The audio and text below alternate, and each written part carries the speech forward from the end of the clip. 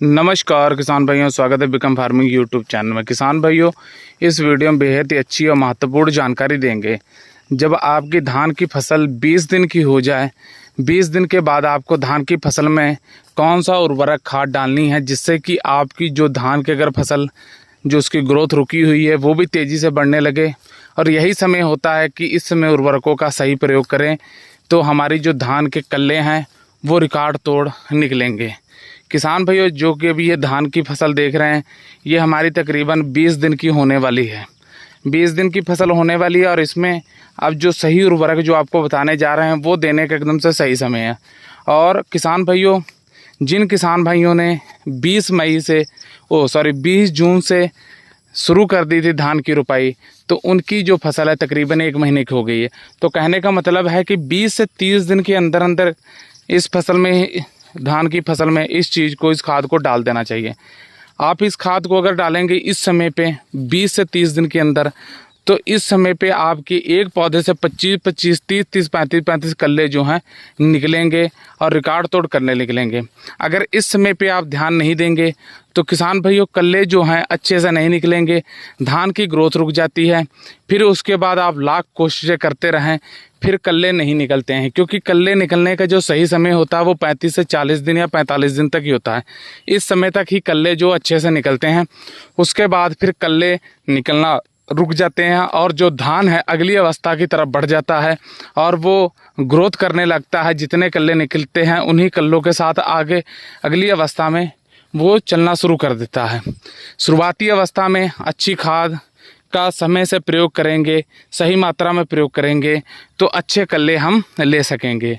अब बात करते हैं कि ये जो हमारी धान की फसल है, किसान भाइयों, इसको तकरीबन 20 दिन हो गए हैं और इसमें आप देख रहे होंगे पानी नहीं है। इसकी वजह है कि बारिश कम हो रही है, पर धान अच्छा इसमें चल रहा है।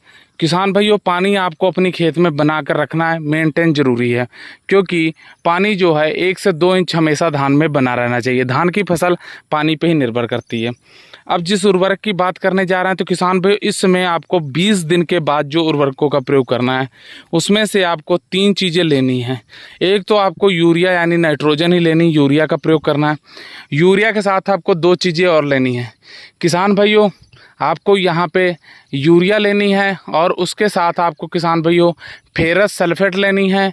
और तीसरी चीज़ जो है फंगीसाइड कार्बेंडाजिम मैनकोजेब जो आता है, साफ नाम का भी आता है, यूपीएल कंपनी का साफ नाम से आता है। कार्बेंडाजिम प्लस मैनकोजेब जो फार्मूले से आता है वो आपको लेना है। अब तीनों की मात्रा बता देते हैं किसान भाइयों। आपको 35 से 40 किलो यहाँ पे यूरिया लेनी प्रति एकड़ के हिसाब से। उसके साथ आपको तकरीबन 10 किलो फेरस सल्फेट लेनी है। और किसान भाइयों, उसके साथ आपको आधा किलो कार्बेंडाजिम मैनकोजेब जो आता है उसको लेना है। इन तीनों चीज़ों को लेकर अच्छे से मिला लेना है और उसके बाद आपको अपनी धान की फसल में प्रति एकड़ के हिसाब से इसका छिड़काव कर देना है। किसान भाइयों, इसका इसलिए अब बताया जा रहा है क्योंकि 20 से 22 दिन बाद किसान भाइयों दूसरी यूरिया का समय आ जाता है। अगर आप अपनी धान की फसल में पहली यूरिया डाल चुके हैं तो इस समय दूसरी यूरिया का समय है 20 से 22 दिन बाद। तो जब आप दूसरी यूरिया डालने जाएँ तो दूसरी यूरिया के साथ आप इस चीज़ का प्रयोग कर सकते हैं। जब दूसरी यूरिया के साथ आप फेरस सल्फेट और कार्बेंडाजिम मैनकोजेब जो है इसको डालेंगे तो आपको बहुत ही अच्छा रिजल्ट जो है देखने को मिलेगा। आपकी जो पौधे हैं हरे भरे आपको देखने को मिलेंगे, क्लोरोफिल की मात्रा बढ़ेगी और पत्तियां जो पीली हैं उनका पीलापन दूर हो जाएगा। जब इन चीज़ों की कमियां जो हैं पौधे से दूर होंगी तो उससे क्या होगा कि पौधा अच्छा ग्रोथ करेगा, उसके साथ साथ कल्लों का फुटाव बेहद ही ज़बरदस्त होगा। एक चीज़ का आपको ध्यान देना है किसान भाइयों कि खेत में पानी की मेंटेन जो है वो बनी रहनी चाहिए। 1 से 2 इंच खेत में पानी बना रहना चाहिए। इन चीज़ों का ध्यान रखते हैं और समय से इन उर्वरकों का प्रयोग करते हैं, बहुत ही ज़बरदस्त कल्ले निकलेंगे। किसान भाइयों, फिर से बता देते हैं कि 20 से 30 दिन के अंदर अंदर आप इस चीज़ का प्रयोग कर सकते हैं। दूसरी यूरिया का समय भी चल रहा है तो यूरिया के साथ फेरस सल्फेट और कार्बेंडाजिम मैनकोजेब का प्रयोग कर सकते हैं। मात्रा हमने आपको वीडियो में बता दी थी। ये अगर उम्मीद करते हैं वीडियो अच्छी लगी हो तो वीडियो लाइक कीजिए, शेयर कीजिए, चैनल को सब्सक्राइब करके पास वाली घंटी दबा लीजिए। धन्यवाद।